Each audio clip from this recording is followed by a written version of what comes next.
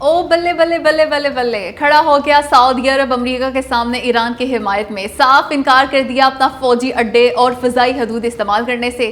Mount Everest سے بڑی یہ خبر دی ہے امریکی اخبار نے، لکھا امریکہ نے آبِ ہرمز میں پھنسے جہاز کھلوانے والا پروجیکٹ فریڈم اس لیے روکا کیونکہ سعودی عرب نے اسے اپنا فضائی حدود اور فوجی اڈے بشمول ریاض کے قریب پرنس سلطان ایئر بیس دینے سے صاف انکار کر دیا تھا۔ ایسے میں امریکہ پروجیکٹ فریڈم جاری نہیں رکھ سکتا تھا، اس لیے اس نے ملتوی کر دیا اپنا یہ آپریشن۔ اخبار نے لکھا کہ سعودی عرب نے ایران پہ حملوں کے لیے اپنے اڈے اور فضائی حدود استعمال کرنے سے صاف صاف منع کر دیا تھا امریکہ کو۔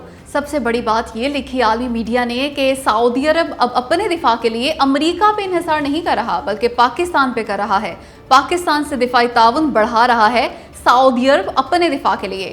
یہ ایک بہت بڑی تبدیلی ہے جس کا واضح مطلب یہ ہے کہ ایران امریکہ جنگ کے بعد سعودی عرب اپنے اڈے خالی کروا لے گا امریکہ سے اور پھر دے دے گا پاکستان کو۔ دوستو، امریکی صدر ڈونلڈ ٹرمپ اگلے ہفتے پاکستان آ رہے ہیں کیونکہ اگلے ہفتے ہوگا اسلام آباد میں ایران اور امریکہ کے بیچ معاہدہ۔ مذاکرات شروع ہوں گے دونوں ملکوں کے اگلے ہفتے اور پھر ابتدائی معاہدہ ہو جائے گا۔ اس معاہدے پہ دستخط کریں گے خود ڈونلڈ ٹرمپ۔ معاملہ یہ ہے کہ 85% معاملات طے پا گئے ہیں امریکہ اور ایران کے بیچ، یعنی بہت زیادہ قریب ہیں دونوں ممالک ایگریمنٹ کے۔ اور تو اور ہو یہ بھی سکتا ہے کہ صرف جنگ بندی کا معاہدہ نہ ہو بلکہ پکا یعنی حتمی ایگریمنٹ ہو جائے امریکہ اور ایران کا۔ اس کی وجہ یہ ہے کہ ڈونلڈ ٹرمپ پاکستان میں اس معاہدے پہ دستخط کر کے پاکستان ہی سے چین روانہ ہوں گے۔ ان کا دورہ چین نہایت اہمیت کا حامل ہے، اس لیے وہ چین کے دورے پر ایران سے ہر صورت کامیاب معاہدے کا کریڈٹ لینا چاہیں گے۔ تبھی تو امکانات یہی ہیں کہ اگلے ہفتے اسلام آباد میں حتمی معاہدہ ہو جائے گا امریکہ اور ایران کے درمیان۔ اس معاہدے پہ امریکی صدر ڈونلڈ ٹرمپ اور ایران کے صدر مسعود پزشکیان دستخط کریں گے۔ مسعود پزشکیان کے مشتبہ خامنہئی سے ملاقات بھی واضح اشارہ ہے اس جانب۔ لکھ لیں میری بات کہ اب ہر صورت ہو جائے گا معاہدہ امریکہ اور ایران کے بیچ۔ اس کا ثبوت یہ ہے کہ ایرانی صدر مسعود پزشکیان کی ملاقات ہوئی ہے ایران کے سپریم لیڈر مشتبہ خامنہئی سے، اور وہ بھی 2.5 گھنٹے تک۔ اس ملاقات کا صاف اور واضح مطلب یہ ہے کہ مشتبہ خامنہئی کو مذاکرات میں پیش رفت کا بتایا گیا۔ امریکہ کے 14 نکات بھی سامنے رکھے ان کے مسعود پزشکیان نے اور گرین سگنل دے دیا ایگریمنٹ کا مشتبہ خامنہئی نے۔ وہ اس لیے کہ انتہا سے زیادہ حوصلہ افزا قرار دیا اس ملاقات کو مسعود پزشکیان نے۔ یہ صاف اشارہ ہے کہ منظوری دے دی امریکہ سے ایران کے معاہدے کی مشتبہ خامنہئی نے۔ ساتھ ہی اس ملاقات سے ایران میں موجود سخت گیر عناصر کو بھی پیغام دیا گیا کہ وہ چھوڑ دیں اپنی روش، ترک کر دے مخالفت مذاکرات اور معاہدے کی، کیونکہ خود ایرانی سپریم لیڈر نے اس کی منظوری دے دی۔ اور چونکہ مشتبہ خامنہئی سے یہ پہلی اعلانیہ ملاقات ہے ایران کے کسی بھی بڑے رہنما کی، اس لیے ثابت ہوتا ہے کہ حالات بہتر ہیں ایران میں۔ خطرہ کم ہو گیا ہے مشتبہ خامنہئی کی جان کو، ورنہ یہ ملاقات کبھی نہ ہو پاتی۔ ویسے اس ملاقات کا ایک مطلب یہ بھی ہے کہ نہ صرف مشتبہ خامنہئی زندہ ہیں بلکہ صحت مند بھی ہیں، نہیں ہے وہ شدید زخمی۔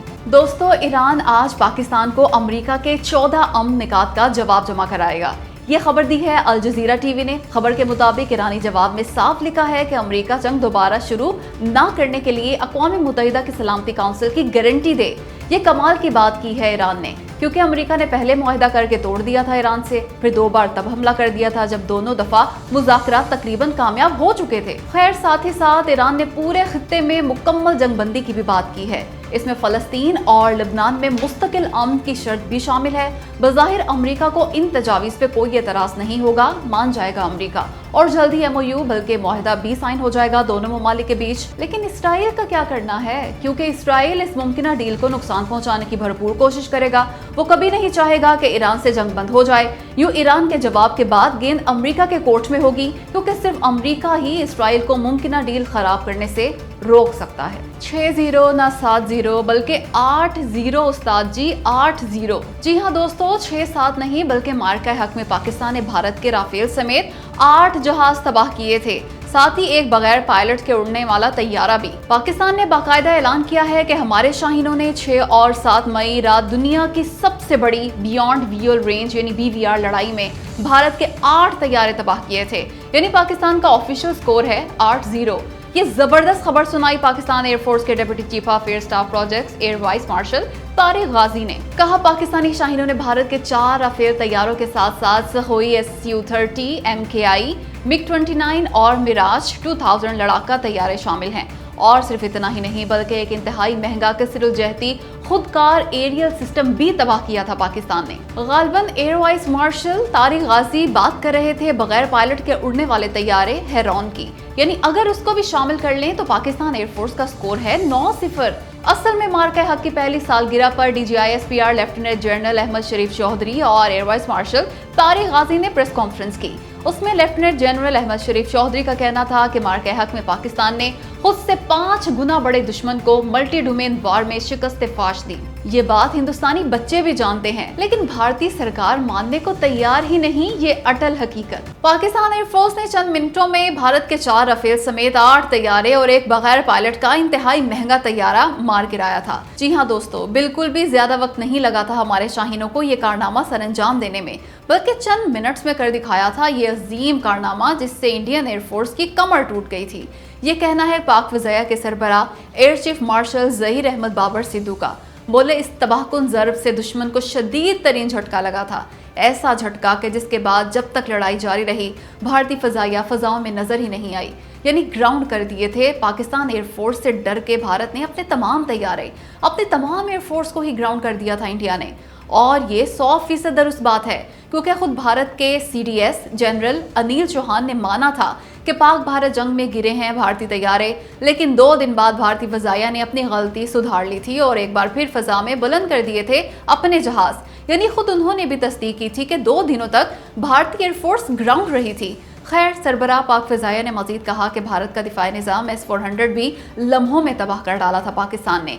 दुश्मन हमारे तस्वुर से भी कहीं पहले घुटनों पे आ गया था।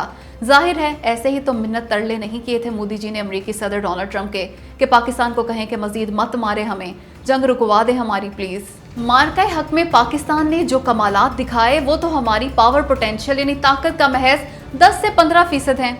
दोस्तों, ये कहकर DGISPR लेफ्टिनेंट जनरल अहमद शरीफ चौधरी ने भारत की ऐसी तैसी फेर डाली।